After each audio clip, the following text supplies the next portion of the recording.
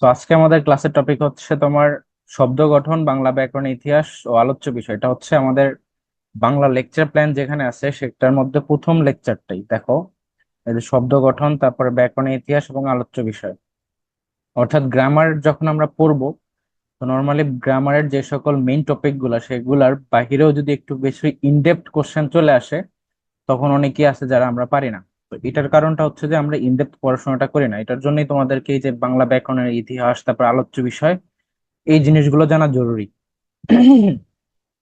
দেখো তোমার এই যে ধ্বনির পরিবর্তন, তারপরে সমাস, কারক বিভক্তি, তারপর নত্য সত্য বিধান, বানানের নিয়ম, তারপর উচ্চারণ, যতিচিহ্ন, পুরুষ স্ত্রীবাচক শব্দ, উপসর্গ দ্বিরুক্ত শব্দ, সন্ধি, তারপরে তোমার অনুসর্গ, পদাশ্রিত নির্দেশক, তারপরে পদ প্রকরণ, বাচ্য, উক্তি, প্রকৃতি প্রত্যয়।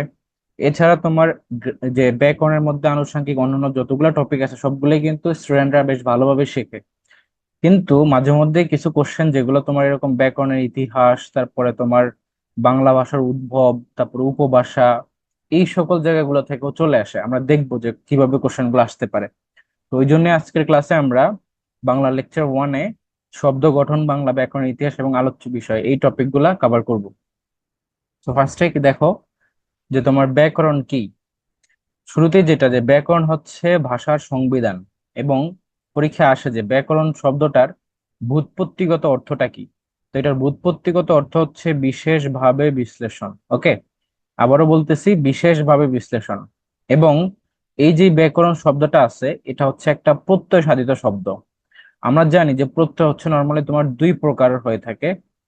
তার মধ্যে একটা হচ্ছে তোমার কৃৎ প্রত্যয়, আর আরেকটি হচ্ছে তোমার তদিত প্রত্যয়। তদিত প্রত্যয়। এই কৃত প্রত্যয় অ্যাকচুয়ালি তোমার কাকে মিন করে? এটা মিন করে কোনো কিছুর যখন কাজ করা বোঝায় তখন সেটা হচ্ছে কৃত প্রত্যয়। এবং তদিত প্রত্যয় কাকে মিন করে? যখন কোনো কিছুর নাম প্রকাশ করে তখন সেটা হচ্ছে তদিত প্রত্যয়।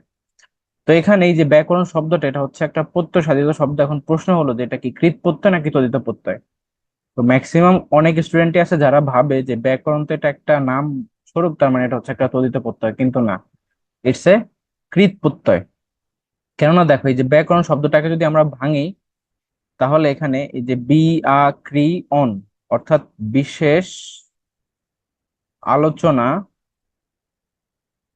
করে চলে, এই জিনিসটাকে বোঝানো হয়। অর্থাৎ ব্যাকরণ শব্দটাকে যদি আমরা পুরোটাকে ভেঙে দেখি, তাহলে এই যে বি আ ক্রি অন, এটার পুরোটার মানে হচ্ছে বিশেষ আরো আলোচনা করে চলে।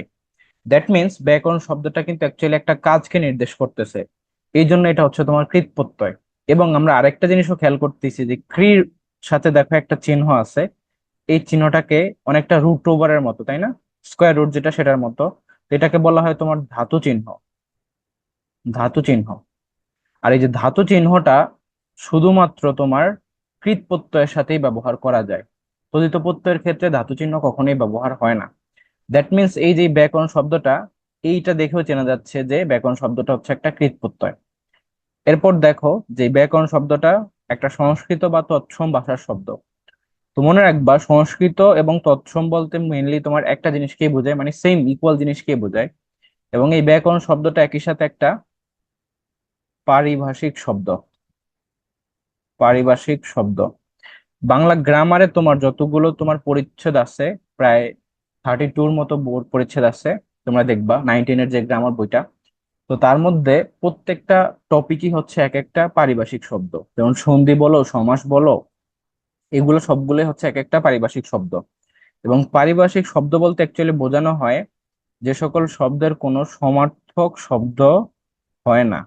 আবারও বলতেছি, যে সকল শব্দের কোনো সমার্থক শব্দ হয় না। যেমন আমরা প্রায়শই একটা পারিভাষিক শব্দ পরীক্ষা আসতে দেখি, দ্যাট ইজ ডায়ালেক্ট, তাই না? তো ডায়ালেক্ট শব্দটার অর্থ হচ্ছে তোমার উপভাষা। ওকে, এরকম আরো অনেক ধরনের ইংরেজি শব্দ আছে যেগুলোকে আমরা পরিভাষার মধ্যে পড়বো, পারিভাষিক শব্দের মধ্যে পড়বো।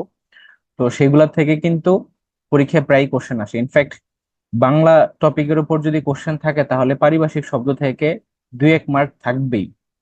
মানে এটা মুখস্থ পার্টের টপিক হিসেবে বিবেচনা করা হয়, বা তোমার ওই যে বিরোচন পার্টের টপিক হিসেবে বিবেচনা করা হয়, বাট স্টিল এই টপিকটা থেকে কোশ্চেন থাকবেই। এবার আসো যে ব্যাকরণের ইতিহাস। যে আমরা তো ব্যাকরণ পড়বো নেক্সট, এই যে যতগুলো টপিক এখানে বললাম আমি এই লেকচার প্ল্যানের মধ্যে সবগুলো টপিকই আমরা শিখবো, তাই না? গ্রামারের কোনো টপিক বাদ যাবে না। তো এটা পড়ার আগে আমাদেরকে একটু ব্যাকরণের ইতিহাসটা সম্পর্কে জানা জরুরি। তো দেখো এখানে চারটা কোশ্চেন, যে ভারতীয় উপমহাদেশের প্রথম ব্যাকরণবিদ কে, তারপরে বাংলা ভাষার প্রথম ব্যাকরণ রচয়িতা কে, তারপর হচ্ছে বাংলা ভাষায় বা হরফে প্রথম ব্যাকরণবিদ কে, এবং প্রথম বাঙালি ব্যাকরণবিদ কে। তো এই যে চারটা প্রশ্ন, এই চারটা প্রশ্ন উত্তর আমরা একটু পরে দিচ্ছি, তার আগে আমরা এটার হিস্ট্রিটা একটু জেনে নেই। তো দেখো বাংলা ব্যাকরণের ইতিহাস বা হিস্ট্রি যদি আমি আলোচনা করি, তার মধ্যে সর্বপ্রথম যেটা আসবে, যার নাম আসবে, তিনি হচ্ছেন পাণিনি। এই ব্যক্তি হচ্ছে তোমার ভারতীয় উপমহাদেশের ভারতীয় উপমহাদেশের প্রথম ব্যাকরণবিদ, প্রথম ব্যাকরণবিদ, যার লিখিত একটা বই হচ্ছে তোমার অষ্টাধ্যায়ী। এবং এই বইটা কোন ভাষায় লিখিত? এটা হচ্ছে তোমার সংস্কৃত ভাষায় বা তৎসম ভাষায় লিখিত বই। ঠিক আছে? এইটারই অর্থাৎ অষ্টাধ্যায়ীটাই লেখার সময় পারেনি, পুরোটা কমপ্লিট করতে পারে না, যার দরুন তার শিষ্য, পাতা দ্বারা বোঝানো হচ্ছে পতঞ্জলি, সে পরবর্তীতে এই বইয়ের জন্য কাজ করে। ঠিক আছে, তার নাম হচ্ছে কি পতঞ্জলি। ফাইন। তার মানে আমরা এখানে যেটা দেখলাম যে ভারতীয় উপমহাদেশের প্রথম ব্যাকরণবিদ হচ্ছে পাণিনি, এবং যার লিখিত একটা বই হচ্ছে অষ্টাধ্যায়ী। এবং পরবর্তীতে যেটা আসে, আরেকজন ব্যক্তি, তার নাম হচ্ছে তোমার আশশুম্পা শাও। আশ সুম্পা শাও। তো এই যেই ব্যক্তি আশশুম্পা শাও, তিনি একজন পাদ্রী, পর্তুগিজ নাগরিক। তিনি হচ্ছে সর্বপ্রথম বাংলা ভাষার ব্যাকরণের লেখার প্রয়োজনীয়তা বোধ করেন, এবং পরবর্তীতে তিনি বাংলা ভাষার জন্য একটা ব্যাকরণ বইও লিখেন, যে বইটার নাম হচ্ছে তোমার ভোকাবুলারিও এম ইডিওমা বেঙ্গালি ই পর্তুগিজ। এই নামটা আমরা একটু পরে দেখব। তো এই যে ব্যক্তি কেন তোমার বাংলা ভাষার ব্যাকরণ লিখার প্রয়াসটা পেলেন, এটার পেছনে কারণ হচ্ছে তিনি 1734 সালে তোমার এই যে ভোকাবুলারি মিডিয়ামা বেঙ্গালি পর্তুগিজে বইটা রচনা শুরু করেন। তখন তিনি ঢাকার গাজীপুর সংলগ্ন ভাওয়ালের গড় অঞ্চলে আসছিলেন, এবং সেখান থেকে তার এই মোটিভটা আসে যে ব্যাকরণ বইটা লিখার। ফলে তিনি 1743 সালে, অর্থাৎ 3-4কে উল্টে দিলে দেখো যে 43 হয়ে যায়, তো 1743 সালে ওই বইটা প্রকাশ করেন। ফাইন। এবং তখন অবধি কোনো ধরনের বাংলা হরফ আবিষ্কৃত হয়নি। দ্যাটস ওয়াই তার যে লিখিত বইটা, সেখানে হরফ ব্যবহার করা হয় রোমান হরফ। রোমান হরফ ব্যবহার করা হয়, কেননা বাংলা হরফ সেখানে ব্যবহার করা যায় নাই, বিকজ বাংলা হরফগুলো তখন অব্দি আবিষ্কৃতই হয় না 1743 বা 34 সালের ওই ঘটনা।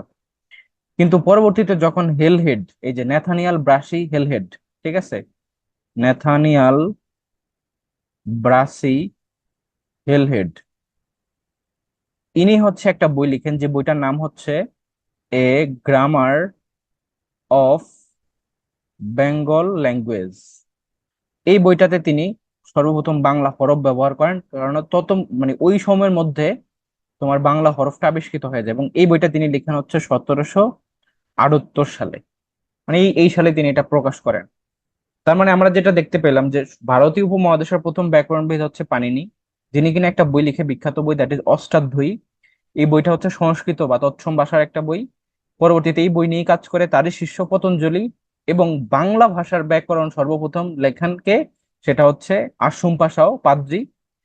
তিনি 1734 সালে এই বইটা লেখা শুরু করেন, যখন তিনি ঢাকার ভাওয়ালের গড় স্থানে ছিলেন, এবং 43 সালে সেটা প্রকাশ করেন। এবং তিনি যে হরফ ব্যবহার করেন সেটা হচ্ছে রোমান হরফ, কেননা তখন অব্দি বাংলা হরফ আবিষ্কৃতই হয়নি। এবং নেথানিয়াল ব্রাসি হেলহেড সর্বপ্রথম ইংরেজি ভাষায় একটা বই লিখেন, a grammar of Bengal language.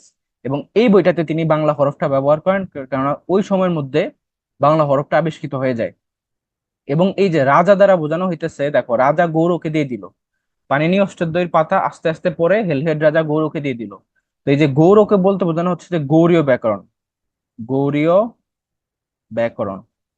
ঠিক আছে? আর এটা হচ্ছে 1833 সালের ঘটনা। দেখো রাজা রামমোহন রায়, রাজা বলতে বোঝানো হচ্ছে রাজা রামমোহন রায়, যিনি কিনা একজন বাঙালি। তিনি সর্বপ্রথম এই ব্যাকরণ বইটা লিখেন 1833 সালে। তো যদি এখন আমরা এর আগের কোশ্চেন গুলার এবার অ্যান্সার করতে চাই, তাহলে কি অ্যান্সার হবে? তোমরা একটু আমাকে অ্যান্সার করবা। ভারতীয় উপমহাদেশের প্রথম ব্যাকরণবিদ কে হবে তাহলে? বলো। পানিনি। Panini, right. পানিনি। এবং যদি বলা হয় বাংলা ভাষার প্রথম ব্যাকরণ রচয়িতা কে, তাহলে কার নাম আসবে বলো?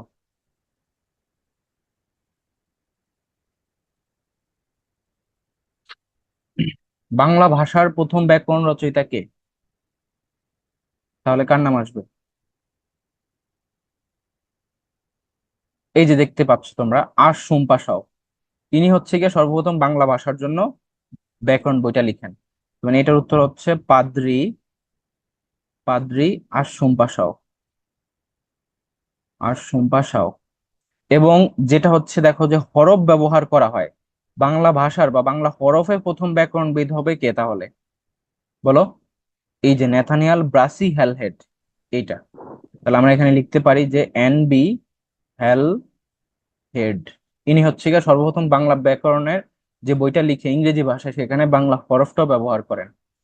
এবং প্রথম বাঙালি ব্যাকরণবিদ যদি জিজ্ঞেস করে তাহলে তার নাম কি হবে বলো? এই যে গৌড়ীয় ব্যাকরণ যিনি লিখে, তার নাম কি হবে? রাজা রামমোহন রায়। রামমোহন রায়। রাইট। এবার আসি আমরা যে একটু এইগুলো সম্পর্কে একটু ডিটেলস জেনে নিই। আমরা তো এখানে বললাম এটাকে ভিজুয়ালি একটু রিপ্রেজেন্ট করলে তোমাদের এটা মাথায় থাকবে। সো খেয়াল করো, আমি তোমাদেরকে এখন একটু ইনফরমেশন গুলো দেখাচ্ছি। ওকে। এই যে দেখতে পাচ্ছ এখানে একটা স্ট্যাচু, এটা হচ্ছে তোমার পানিনির স্ট্যাচু। তিনি একজন প্রাচীন ভারতীয় লৌহ যুগের সংস্কৃত ব্যাকরণবিদ এবং ভাষাতত্ত্ববিদ, প্রাচীন ভারতে শ্রদ্ধেয় পণ্ডিত। ঠিক আছে। তারপর দেখো, তিনি হচ্ছে ভাষাবিজ্ঞানের জনক হিসেবে চিহ্নিত করা হয় তাকে। তার রচিত অষ্টাধ্যায়ী নামক সংস্কৃত ব্যাকরণ গ্রন্থের জন্য তিনি বিখ্যাত। তার মানে ভারতীয় উপমহাদেশের প্রথম ব্যাকরণবিদ বললে কি অ্যান্সার হবে? এই যে পানিনি অ্যান্সার হবে, যিনি কিনা যে বইটা লিখছে যেটার জন্য তিনি বিখ্যাত, সেটার নাম হচ্ছে অষ্টাধ্যায়ী। ওকে, অষ্টাধ্যায়ী। এই যেই হচ্ছে তোমার সেইটার একটা আমরা ভিজুয়াল রিপ্রেজেন্টেশন দেখতে পাচ্ছি। ফাইন। নেক্সট আসি আমরা যে আস্তে আস্তে দ্বারা বোঝানো হচ্ছে আশহুম্পাশকে। ঠিক আছে, এটা হচ্ছে একটা টেকনিক। এই যে পানিনি অষ্টাধ্যায়ীর পাতা আস্তে আস্তে পরে হেলহেড রাজা গুরুকে দিয়ে দিল। তোমরা শুধু টেকনিকটা মুখস্থ করবা আর বাকি ইনফরমেশন গুলো মাথায় রাখার চেষ্টা করবা। ঠিক আছে। তো দেখো, আস্তে আস্তে দ্বারা বোঝানো হচ্ছে ম্যানুয়েল দা আশহুম্পা শাও। তো তিনি হচ্ছে, দেখো পর্তুগিজ লেখা আছে, তিনি হচ্ছে পর্তুগিজ নাগরিক, যিনি কিনা ভারতবর্ষে আগমন করেন। এবং স্পেসিফিকলি যদি বলি আমরা, তিনি এই যে দেখো, এই যে ঢাকার অদূরে দেখা যাচ্ছে, ঢাকার অদূরে হালের গাজীপুর জেলার অন্তর্গত ভাওয়ালের গড়ে অবস্থান করেছিলেন। এবং ওই সময় তিনি একটা বই লিখেন, যেখানে তিনি এই যে বাংলা ব্যাকরণ রচনা করার প্রয়াস নেন। একটা বই লিখেন, বইটার নাম হচ্ছে ভোকাবুলারিও, ভোকাবুলারিও এম ইডিওমা বেঙ্গালাই ই পর্তুগিজ। ঠিক আছে, এটা হচ্ছে পুরো নাম, আর সংক্ষেপে বলা হয় ভোকাবুলারি। এই বইটা তিনি লিখেন। ওকে। এবং সেখানে হরফ ব্যবহার করেন তিনি রোমান হরফ। আর কেন তিনি রোমান হরফ ব্যবহার করেন? কারণ তখন অব্দি বাংলা হরফটা আবিষ্কৃতই হয়নি। ঠিক আছে। তো আমাদেরকে যদি কোশ্চেন করা হয় যে এটা কত সালে, এটা হচ্ছে দেখো 1743 সালে এটা প্রকাশিত করা হয়। ওকে। তো আমরা যেটা বুঝলাম যে বাংলা ভাষার জন্য সর্বপ্রথম যিনি ব্যাকরণ রচনা করেন তার নাম হচ্ছে ম্যানুয়েল দে সুম্পাসাও। তিনি কিনা ঢাকার অদূরে গাজীপুর সংলগ্ন ভাওয়ালগড়ে অবস্থান করছিলেন। ওই সময় তিনি একটা বই লেখার প্রয়াস নেন, যে বইটার নাম হচ্ছে vocabulary medium of Bengali Portuguese. এবং এই বইটার মধ্যে তিনি রোমান হরফ ব্যবহার করেন। ফাইন। তারপর আসো যে আরেকজন ব্যক্তি, তার নাম হচ্ছে রাজা রামমোহন রায়। এই যে নেথানিয়াল ব্রাসি হ্যালহেড সম্পর্কে আমরা একটু পরে এমনিতে ইনফরমেশনটা দেখবো, বাট রাজা রামমোহন রায়ের ইনফরমেশনটা আমরা ইনডেপথ দেখবো, কারণ এটা খুবই ইম্পর্ট্যান্ট। এই যে দেখতে পাচ্ছ চিত্রটা, উপরে পাগড়ি সহকারে টুপির মতো পরা আছে, ইনি হচ্ছে রাজা রামমোহন রায়। তার জন্মসাল মৃত্যু সালটা মনে রাখবা, 22 মে 1772 সাল থেকে সেপ্টেম্বর 27 1833 সাল অব্দি তার জন্ম মৃত্যু সাল। আচ্ছা। তো প্রশ্ন যেটা সর্বপ্রথম আসে মাথায়, যে তার নাম হচ্ছে অ্যাকচুয়ালি রামমোহন রায়। দেখো, তার পুরো নামটা হচ্ছে কি রামমোহন রায়, তাহলে রাজা শব্দটা আসলো কোত্থেকে? তো রাজা হচ্ছে তার একটা উপাধি, যেটা কিনা তাকে দিয়েছেন কে? তো সেটা আমরা দেখি যে তাকে রাজা উপাধি কে দিল।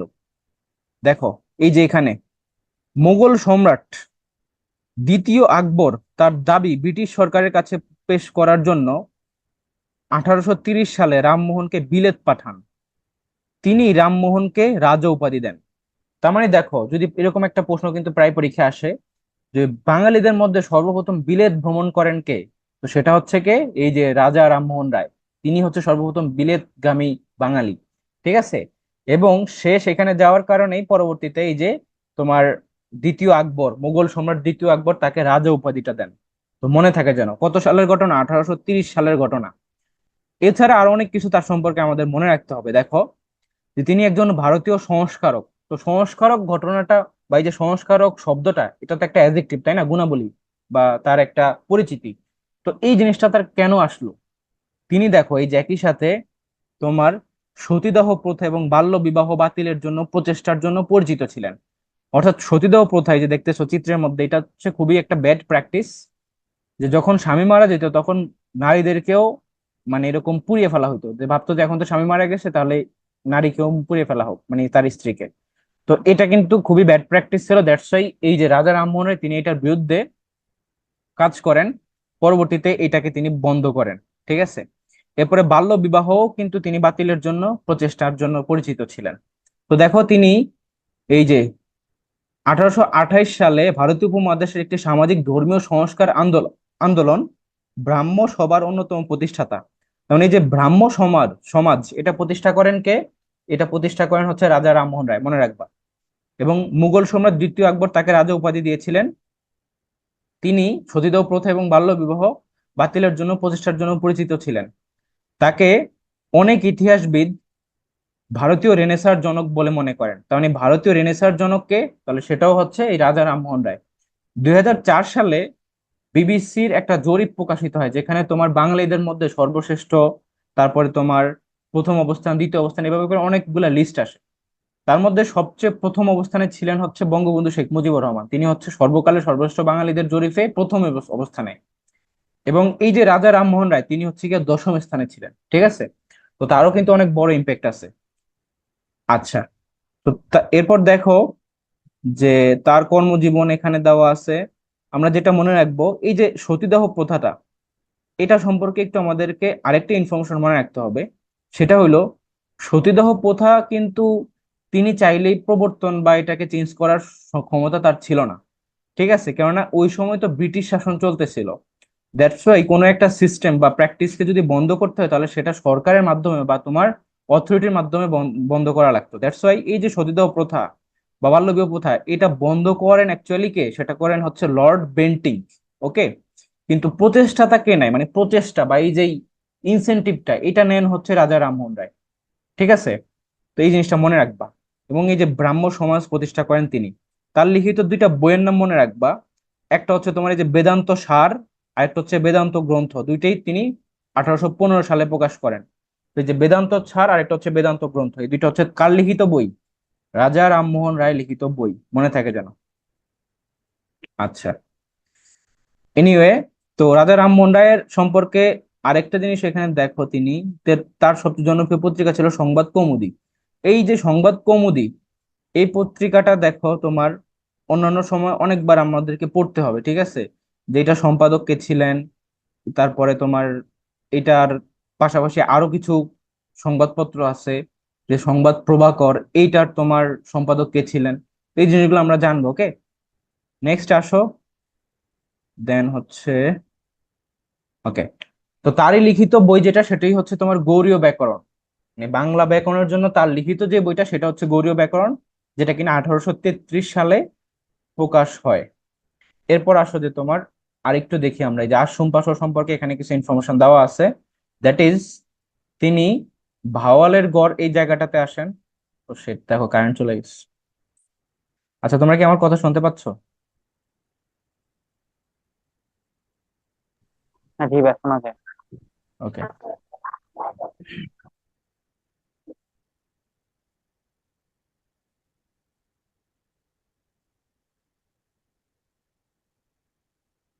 সমস্যা নেই, আমরা ক্লাস কন্টিনিউ করব। আজকে অনেক জায়গায় হচ্ছে তোমার এই যে মানে ঝড়ের পূর্বাভাস আছে, বুঝছো। তো দ্যাটস ওয়াই কারেন্টের ডিস্টারবেন্স আছে। এনিওয়ে, যে আশুম পাশো তিনি হচ্ছেন পর্তুগিজের নাগরিক, পর্তুগালের নাগরিক। এবং তিনি এই যে 1734 সালে ঢাকার ভাওয়ালের গড়ে এই স্থানে আসেন, এবং পরবর্তীতে তিনি বাংলা ব্যাকরণের একটা বই লেখার প্রয়াস পান। দ্যাটস ওয়াই তিনি একটা বই লেখেন, যে বইটার নাম হচ্ছে ভোকাবুলারিও এম ইডিওমা বেঙ্গালি ই পর্তুগিজ। ঠিক আছে, ই পর্তুগিজ। তো এই যে বইটা তিনি লিখেন, এই বইটাতে তিনি যে হরফ ব্যবহার করেন সেই হরফ ছিল হচ্ছে রোমান হরফ। ওকে, রোমান হরফ, মনে থাকে যেন।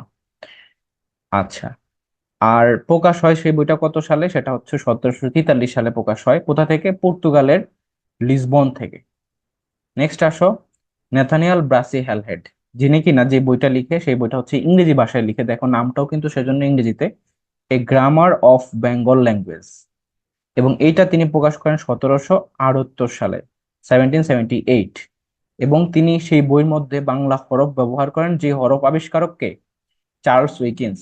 ওকে, কেননা ওই সময়ের মধ্যেই কিন্তু তোমার এই যে এই বাংলা হরফ আবিষ্কৃত হয়ে গেছে।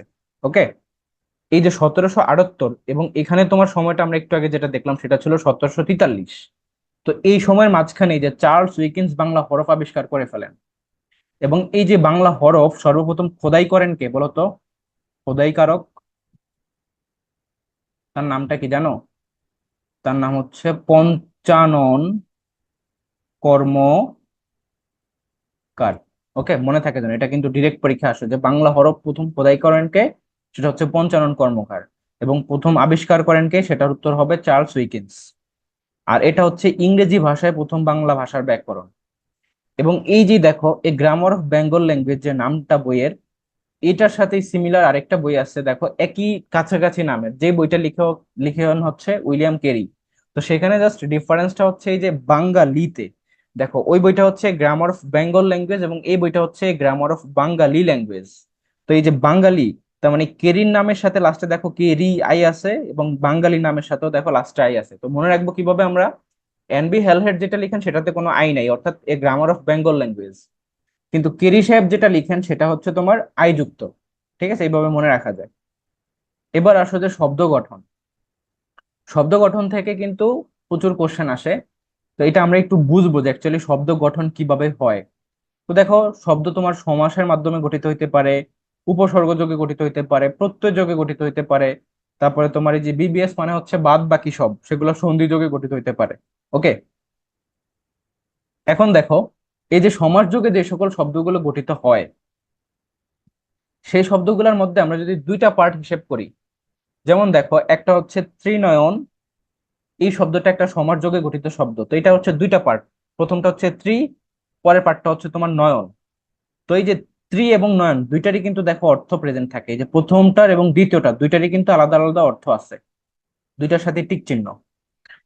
কেননা এই যে ত্রি শব্দের অর্থ হচ্ছে তোমার তিন, এবং নয়ন শব্দের অর্থ হচ্ছে তোমার চোখ, তাই না? এই যে চোখ।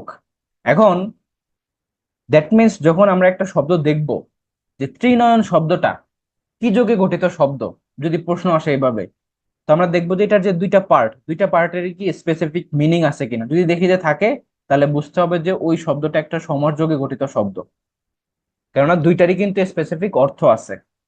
কিন্তু উপসর্গের ক্ষেত্রে দেখো, উপসর্গের ক্ষেত্রে তোমার প্রথমটার কোনো অর্থ থাকে না, অর্থাৎ প্রথমটার ক্ষেত্রে কোনো অর্থ থাকবে না, দ্বিতীয়টার ক্ষেত্রে অর্থ থাকবে। যেমন একটা শব্দ দেখো, বেহেড। এই যে বেহেড শব্দটা, এটার প্রথম অংশ কি বে, এবং দ্বিতীয় অংশ হচ্ছে হেড। তো বের কি কোনো অর্থ আছে? নাই। কিন্তু হেডের কিন্তু অর্থ আছে, তাই না? তার মানে এই বেহেড শব্দটা হচ্ছে একটা উপসর্গযোগে গঠিত শব্দ। আবার দেখো, প্রত্যয় হচ্ছে ঠিক উপসর্গের উল্টো। দ্যাট ইজ, সেই ক্ষেত্রে প্রথমটার অর্থ থাকবে কিন্তু দ্বিতীয়টার কোনো অর্থ থাকবে না। বোঝা গেল? যেমন দেখো, উক্তি শব্দটা একটা প্রত্যয়যোগে গঠিত শব্দ, কারণ উক্তি শব্দটাকে যদি আমরা ভাঙি, তাহলে কি পাবো? বচ যোগ কয়তাক্ত রস্বীকার, মানে বচ যোগ কয়তাক্ত রস্বীকার। তো বচ মানে হচ্ছে তোমার বলা, তার মানে এটার কিন্তু অর্থ আছে। কিন্তু কয়তাক্ত রস্বীকারের কি কোনো অর্থ আছে? নাই। দ্যাট মিনস এই যে উক্তি শব্দটা, এটা একটা প্রত্যয়যোগে গঠিত শব্দ, কারণ না প্রথমটার অর্থ আছে, দ্বিতীয়টার অর্থ নাই। উপসর্গের ক্ষেত্রে দেখলাম বেহেড শব্দটার প্রথমটার অর্থ ছিল না, দ্বিতীয়টার অর্থ ছিল। সমাসের ক্ষেত্রে দেখলাম যে দুইটা পার্টেরই আলাদা মিনিং ছিল। তো এই হচ্ছে শব্দ গঠনের সিস্টেমটা। তো এতটুকু কি তোমরা বুঝছো কিনা বলো তো?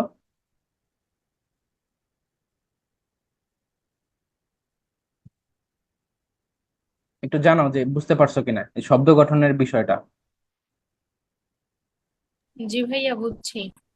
ওকে, তোমাদের বইতে আমি যে শীটটা দিব জি বইয়ের ভাইয়া বলুন। দাগানো শীট, সেখানে দেখবা যে আরো এক্সাম্পল আছে, এগুলোর সমস্যা নেই, আর আমরা একটু পরে আরো এক্সাম্পল সলভ করব। আমাকে একটা প্রশ্ন উত্তর দাও তো, এই যে উপসর্গ, এটার ইংরেজি কি হবে? এটার ইংরেজি কি জানো? প্রেফিক্স বা সাফিক্স। রাইট। সাফিক্স হবে না, সাফিক্স তো শেষে যুক্ত হয়, উপসর্গ তো শুরুতে যুক্ত হয়, তাই না? তার মানে এটা হচ্ছে প্রিফিক্স। ওকে, প্রিফিক্স মনে থাকে যেন। এবার আসলে আমরা প্র্যাকটিস দেখি, এই যে কারক শব্দটা, এটা কি যোগে গঠিত শব্দ? তো কারককে যদি তুমি ভাঙো, পাবা হচ্ছে ক্রি যোগ নক। তার মানে ক্রি মানে হচ্ছে একটা অর্থ থাকে, দেখো না ধাতু চিহ্ন আছে, নকের কিন্তু কোনো অর্থ নাই। তাহলে এটা কি যোগে গঠিত শব্দ বলো? প্রথমটা অর্থ আছে, দ্বিতীয়টা অর্থ নাই। তাহলে কারক শব্দটা একটা প্রত্যয় সাধিত শব্দ। উপসর্গ। হ্যাঁ, উপসর্গ কিভাবে? প্রথমটার অর্থ নাই উপসর্গতে, দ্বিতীয়টা অর্থ আছে, কিন্তু এখানে তো প্রথমটারই আছে, দ্বিতীয়টার নাই।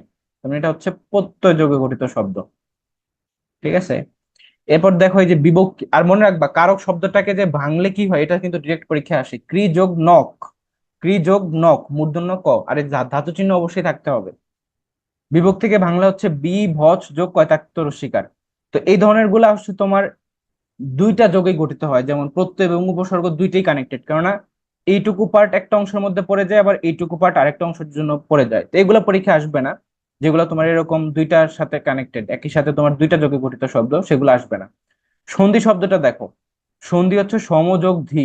ঠিক আছে, এই সন্ধি শব্দ এমনিতেই তোমার সন্ধি যোগে গঠিত শব্দ, কারণ এটা দেখো এখানকার কোনো নিয়মে মানতেছে না, এটার কোনোটারই অর্থ দেখা যাচ্ছে। ওকে। তারপর সংখ্যা সমযোগ খ্যা, প্রথমটার অর্থ আছে, দ্বিতীয়টার অর্থ নাই, এরকম বোঝায়। বচন হচ্ছে বচ যোগ অনট, এটা মনে রাখবে, এটা ইম্পর্ট্যান্ট। তার মানে এটাও কিন্তু প্রত্যয় যোগে গঠিত শব্দ, প্রত্যয়। ঠিক আছে, বচ যোগ অনট। এই যে ধাতু চিহ্নটাই দেখতে পাচ্ছি যে আমরা, এটা একটা অবশ্যই কৃত প্রত্যয় গঠিত শব্দ। এখানে এই যে কারক শব্দটা একটা কৃত প্রত্যয় যোগে গঠিত শব্দ। উপসর্গের ক্ষেত্রে দেখো উপযোগ স্বর্গ, তো এখানে উপর তো কোনো অর্থ নাই, তাই না? কিন্তু স্বর্গের অর্থ আছে। তার মানে উপসর্গ এমনিতেই উপসর্গ যোগে গঠিত শব্দ। ওকে। আর এই যে স্বর্গ, এই স্বর্গ মানে কি? উপসর্গ মানে কি বলতো? এই স্বর্গ মানে হচ্ছে তোমার অধ্যায়, এই যে চ্যাপ্টার বলি না আমরা, যখন তোমার সহপাঠ পড়ছিলা, সেখানে তোমার এই যে এত নম্বর স্বর্গ, 6 নম্বর স্বর্গ বা 2 নম্বর স্বর্গ, এরকম ছিল কি ছিল না বলতো, সহপাঠের গল্পের বইগুলোর মধ্যে? তো এই যে স্বর্গ মানে হচ্ছে অধ্যায়। আর একটা হচ্ছে যে হ্যাভেন, সেটার সাথে কিন্তু নিচে একটা ব থাকে, এটা মনে হচ্ছে তোমার হ্যাভেন। ঠিক আছে। তারপর প্রকৃতি দেখো, প্রযোগ কৃতি, প্রত্যয় হচ্ছে প্রতিযোগ অয়। ব্যাকরণটাকে যদি ভাঙি, সেটা তো আমরা শুরুতেই দেখলাম, বি আ ক্রি অন। ওকে। আর এটা অবশ্যই তোমার একটা কৃত প্রত্যয়ের যোগে গঠিত শব্দ। ঠিক আছে, নেক্সট আসো, যে আর এটা কিন্তু একই সাথে উপসর্গ যোগে গঠিত শব্দ, মানে এটা উপসর্গ আছে, প্রত্যয় যোগও আছে, দুইটাই। বাট স্পেসিফিকলি দেখো এখানে একটা ধাতু চিহ্ন আছে, তাই আমরা প্রত্যয়টাকে মেইনলি নিব। ওকে। বাট অনেক সময় আসে যে ব্যাকরণ শব্দটা নিচের কোন যোগে গঠিত শব্দ, সেখানে দুইটা দুইটা করে অপশন থাকে। তো যেখানে দেখবো প্রত্যয় এবং উপসর্গ দুইটাই আছে, তখন সেটা অ্যান্সার আমি লিখে দিচ্ছি, প্রত্যয় প্লাস উপসর্গ দুইটাই। ওকে। এবং এখানে তোমার টোটাল কতগুলো উপসর্গ আছে বলতে পারবা? অনেক সময় এটাও আসে যে ব্যাকরণ শব্দের মধ্যে কয়টি উপসর্গ আছে, তো 3টে উপসর্গ আছে, মনে থাকে যেন। তারপর দেখো বাংলা লিপি। তো লিপি হচ্ছে নর্মালি, ভারতীয় লিপি দুই ধরনের, একটা হচ্ছে ব্রাহ্মী লিপি আর একটা হচ্ছে খরেষ্ঠী লিপি। ব্রাহ্মী লিপির বৈশিষ্ট্য হচ্ছে যে সেটা বাম পাশ থেকে শুরু হয়ে ডানে গিয়ে শেষ হবে।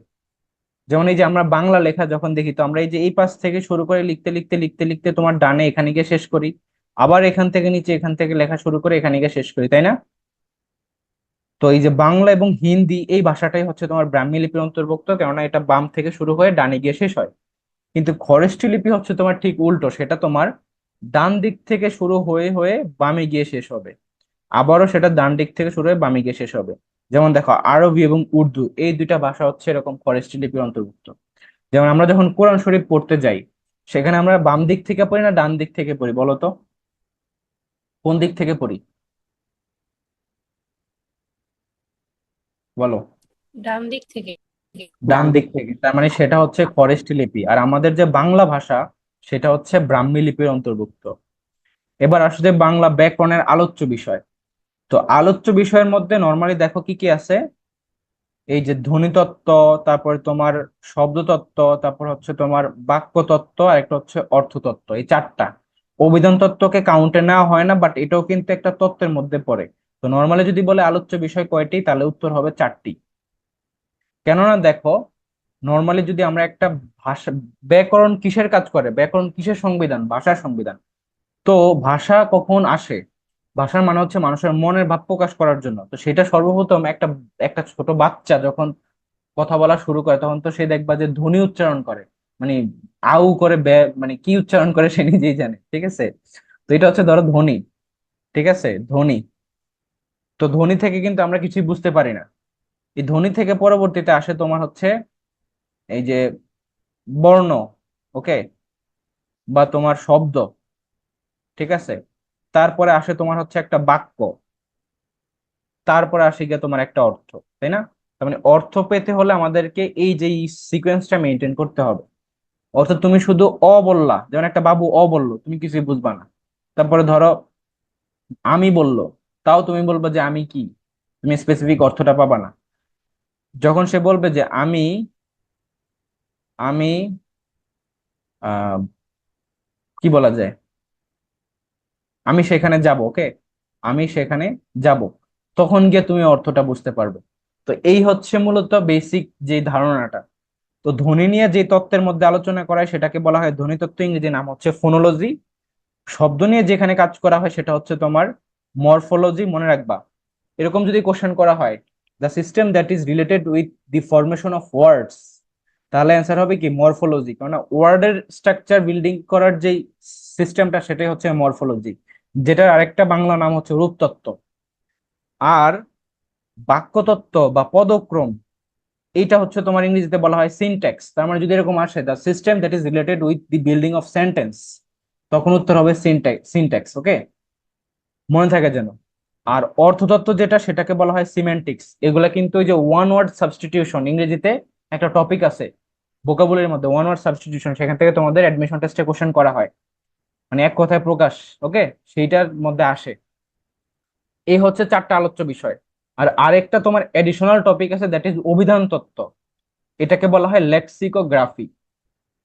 তোমরা ওয়ান ওয়ার্ড সাবস্টিটিউশনের মধ্যে এটা কি পড়ছিলা, যে যে ব্যক্তি ডিকশনারি লিখে তাকে কি বলা হয়? তাকে বলা হয় লেক্সিকোগ্রাফার, অর্থাৎ a person who writes dictionary is called a lexicographer, মনে থাকে যেন। A person who writes dictionary is called a lexicographer. তো এই যে ফোনোলজি, আমরা ধ্বনিতত্ত্ব, এটার মধ্যে কি কি টপিক আছে দেখো। যেহেতু ধ্বনির সাথে রিলেটেড হচ্ছে তোমার বর্ণ, মানে ধ্বনিত হচ্ছে জাস্ট উচ্চারিত রূপ, আর এটা লিখিত রূপটাই হচ্ছে কি বর্ণ, তাই না? তো এই যে বাংলা ভাষায় বর্ণমালা কতগুলো বলো তো, বর্ণমালা কতগুলা,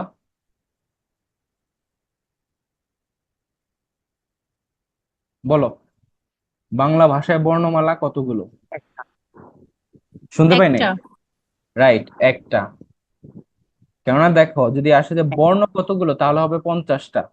তার মধ্যে তোমার 11টা হচ্ছে স্বরবর্ণ এবং 39টা হচ্ছে ব্যঞ্জন বর্ণ, ঠিক আছে।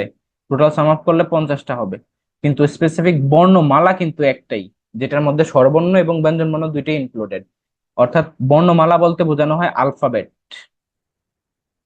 আর আলফাবেট কথাটার মানে হচ্ছে সেট অফ লেটার্স, ঠিক আছে, সেট অফ লেটার্স, মানে প্রত্যেকটা বর্ণেরই একটা সেট প্রকাশ করতেছে, তার মানে সেট কিন্তু একটাই, ওকে। তো এই যে বর্ণমালা, লিপি, বর্ণবিন্যাস, অক্ষর বিন্যাস, উচ্চারণ, বানানের নিয়ম, সন্ধি, নত্য সত্য বিধান, এগুলো হচ্ছে ফোনোলজি বা ধ্বনিতত্ত্বের বিষয়। সন্ধি কেন ধ্বনিতত্ত্বের বিষয়? কেননা সন্ধির মানেই হলো ধ্বনির মিলন। সন্ধি শব্দের অর্থ হচ্ছে ধ্বনির মিলন। এই জন্যই তোমার সন্ধিও হচ্ছে একটা ধ্বনিতত্ত্বের বিষয়। আর পরীক্ষায় কিন্তু এটা প্রচুর আসে, এটাকে ট্রিপল স্টার দিয়ে দিলাম। একই সাথে নত্য সত্য বিধানও কি, যে দুইটা বর্ণ, এই জন্যই তোমার এটা ধ্বনিতত্ত্বের আলোচ্য বিষয়। তো মনে থাকে যেন এই দুইটা খুবই ইম্পর্টেন্ট। আরেকটা হচ্ছে যে অক্ষর বিন্যাস, বর্ণ। ধ্বনিতত্ত্বের মধ্যে যা যা ছিল সেগুলো আলোচনা করলাম। এবার দেখো, তোমার নেক্সট যেটা, সেটা হচ্ছে শব্দতত্ত্ব বা রূপতত্ত্ব, যেটাকে ইংরেজিতে বলা হয় মরফোলজি। আর যদি তোমার ওয়ান ওয়ার্ড সাবস্টিটিউশন হিসেবে আসে, তাহলে কিভাবে আসবে? এই যে the system that is related with word formation is called morphology. Morphology. So এই হচ্ছে বিষয়টা, ওকে। তো এই শব্দতত্ত্বের মধ্যে বা রূপতত্ত্বের মধ্যে কোনগুলো আলোচনা হয়? যেমন তোমার যোজক। যোজক মানে হচ্ছে কানেক্টরস, ইংরেজিতে আমরা যে কানেক্টরস গুলো পড়ছি না সেগুলো। তো কানেক্টরস কি করে? দুইটা শব্দকে কানেক্ট করে, তার মানে এটা শব্দতত্ত্বের আলোচ্য বিষয়। তারপরে বচন, এক বচন, বহু বচন, সেটা কি টাটি, খানাখানি, গুলো, বা এত এত সংখ্যক, এত এত জন, তো এইগুলা যখন আসে এগুলা এক একটা শব্দের সাথে যুক্ত হয় না, যার মাধ্যমেই তো তোমার এক বচন বহু বচন বুঝায়। তার মানে দ্যাটস এটা হচ্ছে শব্দতত্ত্বের আলোচ্য বিষয়। লিঙ্গ, তোমার শব্দের মাধ্যমেই তো তুমি ডিফারেন্সিয়েট করবে যে এটা পুরুষ লিঙ্গ নাকি এটা স্ত্রীলিঙ্গ নাকি এটা ক্লিব লিঙ্গ, তাই না? তার মানে এটাও শব্দতত্ত্বের আলোচ্য বিষয়। উপসর্গ কিসের সাথে যুক্ত হয়? প্রিফিক্স আকারে শব্দের সাথে যুক্ত হয়, তার মানে এটাও শব্দতত্ত্বের আলোচ্য বিষয়। অনুসর্গ সেম। তারপর তোমার পদ ও পদ নির্মাণ প্রক্রিয়া, মনে রাখবা, পদ এবং পদ নির্মাণ প্রক্রিয়া হচ্ছে শব্দতত্ত্বের আলোচ্য বিষয়, কিন্তু পদ পরিবর্তন সেটা হচ্ছে অন্য একটা টপিক, সেটা হচ্ছে বাক্যতত্ত্বের মধ্যে আলোচিত হবে, ওকে। পদ পরিবর্তন। তো এই যে প্রকৃতি প্রত্যয়, এটাও তোমার শব্দতত্ত্বের ভিতরে, কারণ এখানে তো আমরা স্পেসিফিক শব্দ অনুযায়ী বের করতেছি। তারপর দ্বিরুক্ত শব্দ, দেখো নামের সাথেই শব্দ আছে এবং এটার অপর নাম হচ্ছে শব্দ দ্বৈত। অ্যাডমিশন টেস্টে আসে যে দ্বিরুক্ত শব্দের অপর নাম কি? শব্দ দ্বৈত। তারপর হচ্ছে সমাস, সমাসও কিন্তু শব্দ নিয়ে কাজ করে। তারপর বিভক্তিও কি শব্দের সাথেই যুক্ত হয়। এবং ক্রিয়ার কাল, এটা কিন্তু বিউপির জন্য পড়তে হবে, তোমাদেরকে মনে রাখতে হবে ক্রিয়ার কাল পড়া ইম্পর্টেন্ট, তোমাদেরকে ক্রিয়ার কাল থেকে কোশ্চেন করবে। সেটা আমি পরে দিবা আলাদাভাবে, কোনো সমস্যা নেই। অর্থাৎ একটা সেন্টেন্স দিয়ে বলবে যে এটা কোন ধরনের, মানে এটা কি পুরা গঠিত বর্তমান নাকি এটা ঘটমান বর্তমান নাকি তোমার অতীত ভবিষ্যৎ, এই ধরনের কোশ্চেন করে আর কি। তো ট্রিক্স আকারে ওগুলো মনে রাখা যায়, এমন না যে খুব কঠিন, খুবই সহজ। তারপর দেখো বাক্যতত্ত্ব বা পদক্রম, দ্যাট ইজ কল্ড সিনট্যাক্স। এটা এটা আসতে পারে কিভাবে? ওয়ান অফ সাবস্টিটিউশন হিসেবে, এরকম a system, ah a system না, আমি বলি যে the system that is related with the building of sentence, that is known as syntax। ঠিক আছে? অর্থাৎ সেন্টেন্স বিল্ডিং এর সাথে যে সিস্টেমটা রিলেটেড সেটা হচ্ছে সিনট্যাক্স। এটার মধ্যে কি কি আছে? যেমন তোমার প্রবাদ প্রবচন, এক কথায় প্রকাশ, বাক্য সংকোচন, যতি চিহ্ন বা ছেদ চিহ্ন বা বিরাম চিহ্ন। এই যে যতি, ছেদ বা বিরাম চিহ্ন, এগুলা কিন্তু স্পেসিফিকলি তোমাদেরকে আমি ফুল ক্লাসে পড়াবো, সমস্যা নেই। যেখানে তোমার প্রত্যেকটা আলাদা আলাদা বিরাম চিহ্ন, কোনটা কেন বসে, কোনটা কতটুকু গ্যাপ নিয়ে দাঁড়াতে হয়, বা তোমার মানে এটা কিভাবে আসছে, এই জিনিসগুলো পড়তে হবে। শুরুতে একটা কোশ্চেন করি, বলো তো এই যে যতি চিহ্ন বা বিরাম চিহ্নের জনক কে? এটা সর্বপ্রথম কে আনেন বা ব্যবহার করেন? আচ্ছা, এটা হচ্ছে তোমার ঈশ্বরচন্দ্র বিদ্যাসাগর। ঈশ্বরচন্দ্র বিদ্যাসাগর। তো ঈশ্বরচন্দ্র বিদ্যাসাগর যে বইটাতে তিনি এই সর্বপ্রথম ব্যাকরণের ভিতরে এই যেই বিরাম চিহ্ন ব্যবহার করেন, সেই বইটার নাম হচ্ছে বেতাল পঞ্চবিংশতি। বইটার নামও important, that is Betal Panchabingshati, মনে থাকে যেন। তারপর দেখো এই যে কারক, বাচ্য, উক্তি, পদ পরিবর্তন, একটু আগে যেটা বললাম যে পদ পরিবর্তন, সবগুলাই হচ্ছে তোমার বাক্যতত্ত্ব বা পদক্রমের আলোচিত বিষয়। আচ্ছা, তারপর দেখো অর্থতত্ত্ব বা সিমেন্টিক্স, এটা হচ্ছে আরেকটা ইম্পর্টেন্ট টপিক, দ্যাট ইজ সবগুলাই তোমার অর্থ শব্দটি আছে। এই যে অর্থতত্ত্ব থেকে পরীক্ষা আসে না খুব একটা, কেননা এটা খুবই সিম্পলি পোলাপান ধরে ফেলতে পারে, যেটা অর্থ হতে আলোচ্য বিষয়। যেমন তোমার সমার্থক শব্দ, বিপরীতার্থক শব্দ, মুখ্যার্থ, গৌণার্থ। তো এই যে অর্থ শব্দটা সবগুলোর সাথেই কানেক্টেড, দ্যাটস এটা পরীক্ষা আসে না খুব একটা, ওকে। আর মনে রাখবা কিভাবে সবগুলোর সাথেই অর্থ থাকে।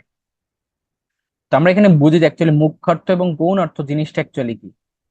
তো মুখ্যার্থ বলতে বোঝায় মূলত মূল শব্দকে, এবং গৌণার্থ বলতে বোঝানো হচ্ছে যে এটার একটা ডিফারেন্ট মিনিং থাকে বা ভিন্ন অর্থ থাকে। যেমন আমি বীজগণিতের সূত্র পড়ি, এখানে সূত্র বলতে অ্যাকচুয়ালি কি বোঝানো হচ্ছে? মূল শব্দটাকেই বোঝানো হচ্ছে। সূত্র বলতে এখানে বলতে বোঝানো হচ্ছে, যেমন ধরো a plus b whole square equal to কি, a square plus twice a b plus b square, এটাই তো, তাই না? আবার দেখো অর্ধচন্দ্র মানে কি? অর্ধচন্দ্র মানে হচ্ছে তোমার অর্ধেক চাঁদ, ধরো এরকম একটা চাঁদ, অর্ধেক চাঁদ। সেটা হচ্ছে মুখ্যার্থ। কিন্তু গৌণ অর্থ হচ্ছে যেখানে তোমার একটা ভিন্ন অর্থ প্রকাশ পায়। যখন তুমি বলবা আমি তুমি একই সূত্রে গাঁথা, এই ক্ষেত্রে সূত্র বলতে কিন্তু আর এই বীজগণিতের সূত্র বোঝাচ্ছে না। এই ক্ষেত্রে সূত্র বলতে বোঝানো হচ্ছে তোমার লাভ, ঠিক আছে? আবার এই যে অর্ধচন্দ্র, এই শব্দটাই তোমার গৌণ অর্থ হিসেবে যে অর্থটা প্রকাশ করতেছে সেটার মানে হচ্ছে গলা ধাক্কা, বাগধারা হিসেবে অনেক সময় আসে পরীক্ষা অ্যাডমিশন টেস্টে, যে অর্ধচন্দ্র মানে কি? অর্ধচন্দ্র মানে হচ্ছে গলা ধাক্কা। তো নর্মালি কেউ যখন কাউকে গলা দিয়ে ধাক্কা দিতে, তার হাতের শেপটা কিরকম হয়ে যায়? অনেকটা অর্ধচন্দ্রাকার হয়ে যায় না, যে দেখতেছো? দ্যাটস, এটা হচ্ছে তোমার গলা ধাক্কা। তো এই হচ্ছে মুখ্য অর্থ এবং গৌণ অর্থর বিষয়টা। এবার আসো আরেকটা ইম্পর্টেন্ট জিনিস, যেটা হচ্ছে আবিধানিক শব্দ বাছাই। এটা থেকে বিউপিতে লাস্ট ইয়ারে কোশ্চেন আসছে, গত বছরের আগের বছরে কোশ্চেন আসছে আর কি। ঠিক আছে? তো এই যে আবিধানিক শব্দ বাছাই, এটা তোমার কেন ইম্পর্টেন্ট? এটা এই জন্যই ইম্পর্টেন্ট, তুমি একজন স্টুডেন্ট, তুমি পড়াশোনা করতেছো, বাট বাংলা অভিধান থেকে কিভাবে শব্দ বাছাই করতে হয় তুমি সেটাই জানো না, তাহলে তুমি কি পড়াশোনা করতেছো? এটা হচ্ছে মেইন বিষয়টা। তো এটা জাহাঙ্গীরনগরেও অনেক আগে থেকেই আসতো, বাট রিসেন্ট গত বছরের আগের বছরে বিউপিতে এই কোশ্চেনটা আসছে। ওকে? তো আবিধানিক শব্দ বাছাই করার সিস্টেম আছে একটা। নর্মালি ইংরেজির ক্ষেত্রে যে আলফাবেট গুলা এ থেকে জেড পর্যন্ত, এই প্রত্যেকটা লেটার গুলা সিকোয়েন্স অনুযায়ী সাজানো, এ বি সি ডি করে শেষে এক্স ওয়াই জেড। কিন্তু বাংলা যে শব্দগুলা, বাংলা যে বর্ণগুলা, সেগুলা কিন্তু এরকম না। সেইখানে তোমার লেটার গুলা সবগুলা সিকোয়েন্স অনুযায়ী নাই, সেখানে মাঝখানে অন্য কিছু লেটার আসছে, এলোমেলো হয়েছে। সেটাই হচ্ছে মেইন বিষয়, যে তুমি যখন বাংলা একটা অভিধান খুঁজে শব্দ বের করার চেষ্টা করবা, সেখানে মনে রাখবা সর্বপ্রথম তুমি পাবা হচ্ছে এই যে স্বরবর্ণের যেগুলা সেগুলা, যেমন স্বর, স্বরে, রস্যই, দীর্ঘ, হ্রস্ব উ, দীর্ঘ, রি, এ, ওই, ও, ঔ, এগুলা। হ্যাঁ, এই যে অভিধানিক বর্ণানুক্রম অনুযায়ী যে স্বর, স্বরে থেকে এই পর্যন্ত সবচেয়ে প্রথমে পাবা, মানে সর্বপ্রথম পাবা হচ্ছে স্বরবর্ণকে। তারপরে দেখো কি পাবা, তারপরেই পাবা হচ্ছে এই যে চিহ্নযুক্ত এই শব্দগুলা, অনুস্বার, বিসর্গ, আর একটা হচ্ছে চন্দ্রবিন্দু। এই তিনটা জিনিসকে পাবা হচ্ছে তারপরে। কি কি? অনুস্বার, বিসর্গ, আর একটা হচ্ছে চন্দ্রবিন্দু। এরপরে গিয়ে শুরু হবে তোমার ব্যঞ্জন বর্ণের শব্দ, যে শব্দগুলো সেগুলো। তাও দেখো, ব্যঞ্জন বর্ণের সর্বপ্রথম আসবে ক, তারপরেই কিন্তু খ আসবে না, তারপরে আসবে ক্ষিয়। ক্ষিয় দিয়ে যখন শব্দ শেষ হবে, তারপরে গিয়া খয়ের গুলা শুরু হবে। এভাবে যাইতে থাকবে। তারপর দেখো ঢ পর্যন্ত গিয়ে স্টপ করে আবার ঢর চলে আসবে। এই যে ট ঠ ড ঢর পরে কিন্তু ঢর র। আবার দেখো এই ঢর পরেও কিন্তু এই যে এই র চলে আসলো। তারপরে ত এর পরে দেখো আবার খণ্ডত্ব চলে আসলো, ত এর পরেই কিন্তু থযুক্ত শব্দগুলা পাবা না। ত এর পরে কাকে পাবা? খণ্ডত্ব শব্দগুলা পাবা। ঠিক তেমনি আবার জ এর পরেই তুমি পেয়ে যাবে হচ্ছে অন্তস্থ জ। ঠিক আছে? তো এই হচ্ছে তোমার কিছু স্পেসিফিক জায়গা, যেমন আমরা যেটা দেখলাম, ধর্র, ডর্র, তারপর খণ্ডত্ব, এরপর হচ্ছে অন্তস্থ জ। তো এই হচ্ছে তোমার কিছু এলোমেলো পয়েন্ট আছে, যেগুলা থেকেই কিন্তু অ্যাডমিশন টেস্টে বা বিভিন্ন ধরনের চাকরির পরীক্ষা, তো বিসিএস বা আদার্স যে কোনো কম্পিটিটিভ এক্সাম যেখানেই তুমি যাও না কেন, তোমার এই সকল জায়গা থেকে কিন্তু কোশ্চেন দিবে। আর এটা যদি সিস্টেমটা কেউ জানে, তাহলে সে ইজিলি কোশ্চেনটা অ্যান্সার করতে পারবে। আর যদি না জানে, তাহলে সে 100% এখানে 1 মার্ক সারে আসতে হবে। ওকে? তো দেখো, আশা করছি এই জিনিসটা তোমরা বুঝতে পারছো যে কিভাবে অভিধানে, বাংলা অভিধানে বর্ণানুক্রমটা কিরকম হয়ে থাকে। ঠিক আছে?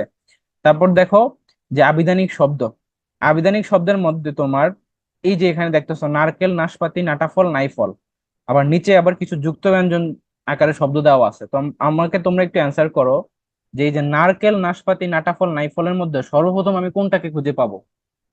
বলতে পারবা? আনমিউট করে অ্যান্সার করার ট্রাই করো তো, দেখি পারো কিনা। একটু আগে তো আমরা সিকোয়েন্সটা দেখলাম, তার মধ্যে নাইফল। সর্বপ্রথম পাবো কোনটা? রাইট, নাইফলকে আমরা সর্বপ্রথম পাবো। তার মানে এটা হচ্ছে 1 নম্বরে। তারপরে কি পাবো? নার, নাস, নাটা, কোনটা পাবো? অবশ্যই নাটা পাবো। নাটাফল। তারপরে পাবো কি, যে স পাবো না র পাবো আগে? তো দেখো, র হচ্ছে আগে, তারপরে গিয়া স, তাহলে র আগে পাবো। মানে এটা হচ্ছে 3, আর নাশপাতি হচ্ছে 4। এগুলাকে এখন কিভাবে বুঝবো যে শ্রু, শ্রু, ক্ষীয়, তারপর নয়ড, নয়, এর মধ্যে কোনটা আগে পাবো কোনটা পরে পাবো? আমরা এটাকে ভেঙে দেখি, ভেঙে তারপর ডিসিশনটা নিব। এটাকে ভাঙলে পাবো হচ্ছে স যোগ র যোগ রস্য উ। এটাকে ভাঙলে পাবো হচ্ছে স যোগ র যোগ দীর্ঘ উ। ঠিক আছে? এটাকে ভাঙলে পাবো হচ্ছে ক যোগ মূর্ধন্য ষ। এটাকে ভাঙলে পাবো হচ্ছে ন যোগ ঢ। এটাকে হচ্ছে ন যোগ ম। ঠিক আছে? তাহলে আমাকে এবার বলো, সর্বপ্রথম তুমি কোনটাকে খুঁজে পাবা?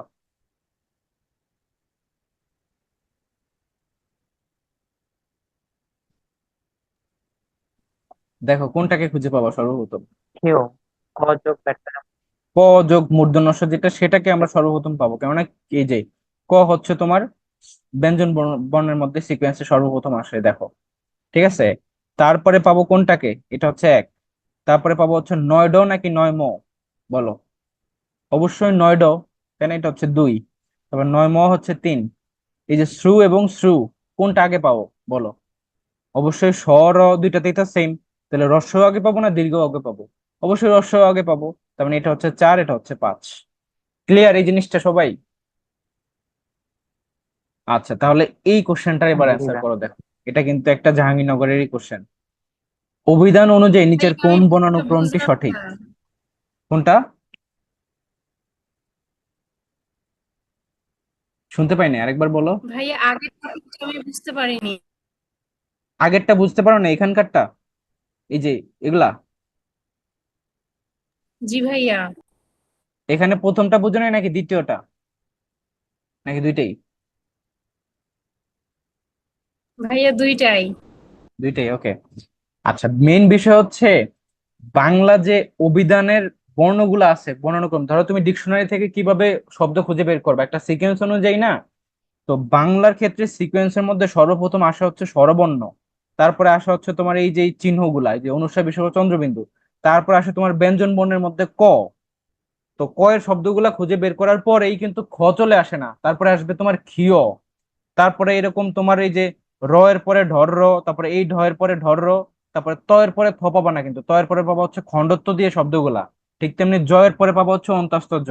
এই হচ্ছে কিছু কিছু যেখানে যেখানে আমি ব্লু মার্ক করে রাখছি, সেগুলো হচ্ছে কিছু কিছু স্পেসিফিক ব্যতিক্রমী জায়গা, যেগুলো তোমার নর্মাল সিকোয়েন্স অনুযায়ী থাকে না। কারণ নর্মাল সিকোয়েন্স তো আমরা জানি হচ্ছে এই যে দেখো, ক এর পরে খ আসবে, তারপরে ত এর পরে থ আসবে, কিন্তু এরকম চিহ্নটা তোমার অভিধানে ব্যতিক্রম। দ্যাটস যখন আমাদেরকে কোশ্চেন করা হবে যে আবিধানিক ক্রম অনুযায়ী কোনটা আগে আসবে কোনটা পরে আসবে, কোন সঠিক ক্রমটা কোনটা, তখন আমাদেরকে অ্যান্সার গুলা করা লাগবে। যেমন দেখো, নাইফল, নাটাফল, নাশপাতি, নারকেল, এর মধ্যে কোনটা আগে আসবে? দেখো সবগুলাতেই না না না না আছে। তার মানে এখানে সেম, এখান দিয়ে আমরা বুঝতে পারবো না যে কোনটা আগে আসবে।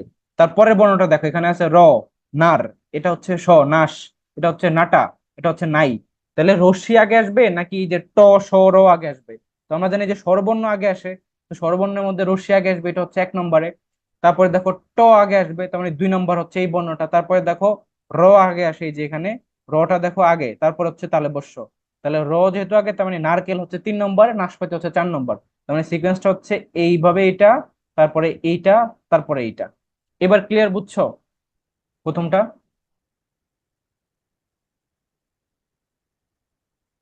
বলো। এখন বুঝছি ভাইয়া। পরেরটাও দেখো, তোমার ঠিক তেমনি। প্রথমে তুমি কি পাবা? এখানে তো যুক্ত ব্যঞ্জন আকার আছে, এটাকে ভাঙতে হবে। ভেঙে দেখো, ক যোগ মূর্ধন্য ষ, ন যোগ ড, ন যোগ ম, আবার স্বর রস্যু দীর্ঘকার রস্যুকার এরকম।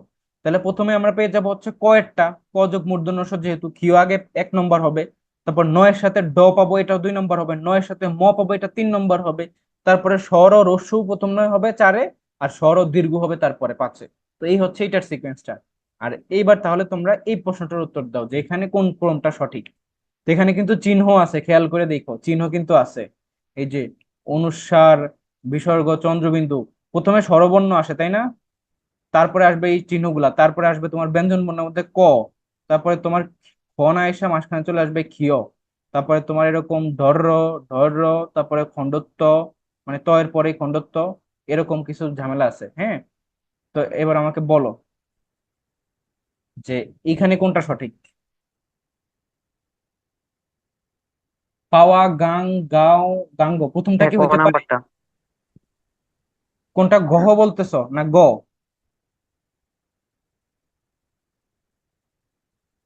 হুম? ভাই আরেকটু ভাই পান। হ্যাঁ, ভাবো প্রথমটা কি হইতে পারে কিনা, আমাকে সেটা বলো। কোনো চান্স আছে? পাওয়া কি 1 নম্বরে আসতে পারে? এটা কিন্তু বলছে ক্রম সঠিক, তার মানে ক্রম অনুযায়ী থাকতে হবে, প্রথমে যেটা সেটা প্রথমে থাকতে হবে, দ্বিতীয়টা এরকম। তো এখানে কি প্রথম ক্রমটা কি সঠিক কিনা? পাওয়া কি ডিকশনারিতে আগে পাবা, না গাং আগে পাবা, না গা, না গাঙ্গ, কোনটা? না ভাই, তাহলে প্রথমটা তুমি পাবা না, কারণ পাওয়া তোমার অনেক পরে যাওয়ার কথা। প্রথমটা হবে না। তাহলে দ্বিতীয়টা কি হইতে পারে? গাঙের পরে পাওয়া পাবা, 2 নম্বরে কি পাওয়া হবে? বলো। না প্রথমে একবার না, গাং পাইলাম, তারপরে পাওয়া কিভাবে হয়? গাঙের পরে তো গা, গয়ের গুলা শেষ হইতে হবে, দেন গিয়া পাওয়া আসবে। তো মানে এইটাও বাদ। এখন 3 নম্বরটা হইতে পারে, নাহলে 4 নম্বরটা হইতে পারে, এখন কোনটা সঠিক বলো? আমি একটু কঠিনটা এখানে এক্সাম্পল হিসেবে দিচ্ছি যাতে করে তোমরা ভাইয়া 3 নাম্বারটা। করো। হ্যাঁ, 3 নম্বরটাই হচ্ছে তোমার মেইন কারেক্ট তিন অ্যান্সার। নাম্বার। হ্যাঁ, কেননা দেখো প্রথমে আমরা কি জানি স্বরবর্ণ আগে আসে তারপরে চিহ্নগুলো আগে আসে। তো এখানে তো স্বরবর্ণ কোথাও নাই, তো স্বরবর্ণের সিকোয়েন্সটা এটা না। এটা হচ্ছে তার মানে চিহ্ন যেহেতু আছে তার মানে চিহ্নটা আগে আসতে হবে। তাহলে দেখো গাং এরটা আগে আসবে, সরি এই যে এখানে গাং এরটা আগে আসবে, তারপরে গা আসবে, তারপর হচ্ছে গাঙ্গ, এটা আসলো, ঠিক আছে, চিহ্ন শেষ। তারপরে এখন এখন দেখো পাওয়ার সাথে তো কোনো চিহ্নই নাই, তার মানে পাওয়া চলে আসলো তোমার ব্যঞ্জন বর্ণের মধ্যে। তো নর্মালি ব্যঞ্জন বর্ণের গয়ের পরেই তো তোমার পাওয়া, মানে সেই ক্ষেত্রে তোমার এই যে পাওয়াটা 4 নম্বরই হবে, সিকোয়েন্স অনুযায়ী 3 নম্বরটাই কারেক্ট। আর এটাও কিন্তু ভুল। এবার কি বুঝতে পারছো সবাই, নাকি বুঝো নাই? আবার এখানে দেখো গাং ঘি পাওয়া গাঙ্গ, তো গাঙ্গ তো এইদিকেই গয়ের গুলো একসাথে থাকার কথা, তারপরে পাওয়া আসবে, এই জন্য 4 নম্বরটাও ভুল। ক্লিয়ার সবাই এটা? ওকে, এটা বলো দেখি, এটা আরেকটা কোশ্চেন, তারপরেই শেষ। এটা একটু ভেবে অ্যান্সার দাও, তোমাদেরকে আমি টাইম দিলাম।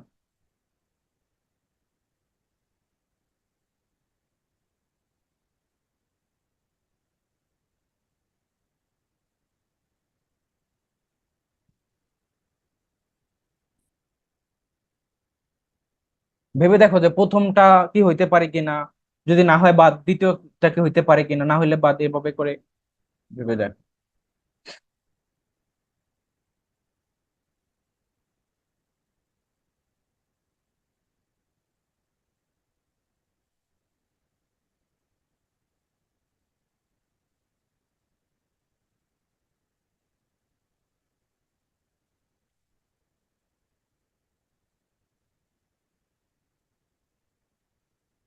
কনফিউজ হয়ে যাইতেছো নাকি?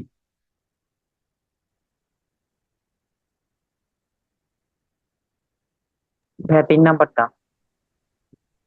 3 নম্বরটা বলতেছো? ওকে, 3 নম্বরটা বলতেছো ঘুটা, ঘুঘু ঘুঙ্গুর ঘুটা ঘুটনি। তো 3 নম্বরটা কিভাবে হয়?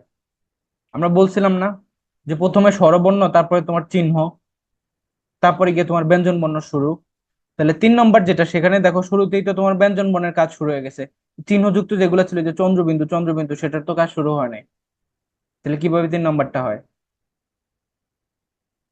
ভাইয়া 1 নাম্বারটা। 1 নম্বরটা তোমার হইতে পারতো, ঠিক আছে, কিন্তু 1 নম্বরটাতে একটা ঝামেলা আছে দেখো। ঘুটা আগে না ঘুটনি আগে, দুইটার সাথে কিন্তু চিহ্ন আগে আসছে, তাই না? তো চিহ্ন অনুযায়ী ঠিক আছে, ঘুটা ঘুটনিই প্রথমে আসবে, তারপরে ঘুঘু ঘুঙ্গুর হবে। কিন্তু ঘুটা আগে হবে না ঘুটনি আগে হবে, এটা হচ্ছে প্রশ্ন। তো দেখো ঘর সুকার, তারপরে ভাইয়া ধরো চিহ্ন চার আসলো। নাম্বার হ্যাঁ, তার মধ্যে দেখো ঘু টা, ঘু টায়ের পরে এই যে আকার আছে, হ্যাঁ, তার মানে এটাকে যদি তুমি ভাঙো, ঘু, তারপর ধরো চিহ্ন, তারপর ট, তারপর ধরো আ, তাই না? এই হচ্ছে এটাকে বাংলা।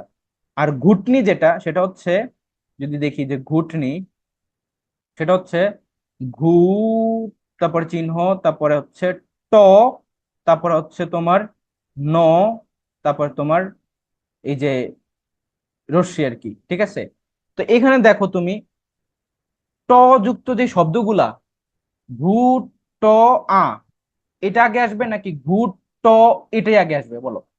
মানে ট এর সাথে কোনো একটা এক্সট্রা আকার যুক্ত হওয়াটা আগে আসবে, নাকি শুধু স্পেসিফিক ট যেটা একাকে আছে সেটা আগে আগে আসবে বলো? তোমার কি মনে হয়? একটা হচ্ছে শুধু ট, আর একটা হচ্ছে ট এর সাথে আরেকটা আকার যুক্ত হয়েছে, তাহলে আগে কে আসবে? আগে কি একাকিটা আসবে না? আগে শুধু বর্ণটা আসবে, ট এর বর্ণ যেটা। এরপরে ট এর বর্ণ দিয়ে ধরো ট দিয়ে শব্দগুলা শেষ, তারপরে শুরু হবে টায়ের টায়ের গুলা, তারপর শব্দ শুরু হবে টু এর গুলা, তারপর শব্দ হবে টি এর গুলা, এভাবে না জিনিসটা? মানে তোমার সিকোয়েন্স কিন্তু সব জায়গাতেই মেনটেন করতে হবে। দ্যাটস ওয়াই যে ঘুটনি শব্দটা এটা আগে আসার কথা, তারপরে ঘুটা আসার কথা। কারণ এখানে দেখো ট এর সাথে কোনোই আকার উকার নাই, এই জন্য এটা আগে আসবে, কিন্তু এখানে ট এর সাথে আকার চলে আসছে, তো সেটা পরে আসবে। কথা বুঝছো? আমি বলবো যে ভাই এখানে তো নি আছে, তো নি তো পরের ব্যাপার। আগে তুমি সিকোয়েন্স অনুযায়ী মাঝখানের যেটা, সেটাকে কমপ্লিট করেছে না, তোমার 3 নম্বরে যাবা তুমি। তো মাঝখানেই তো ঘুটা আগে চলে, মানে ঘুটনি আগে চলে আসে, তারপরে গিয়ে ঘুটা আসবে। কথা কি বোঝা যাচ্ছে নাকি বুঝো নাই? তো সেই অনুযায়ী অ্যান্সারটা হচ্ছে 4 নম্বরটা কারেক্ট। তো আজকের ক্লাসটা এই পর্যন্তই। তোমাদেরকে এখানে আমি যা যা বোঝানোর ট্রাই করলাম আরেকবার একটু রিভিউ করি। এখানে আমরা লাস্টলি যেটা শিখলাম সেটা হচ্ছে আবিধানিক শব্দ বাছাই করা।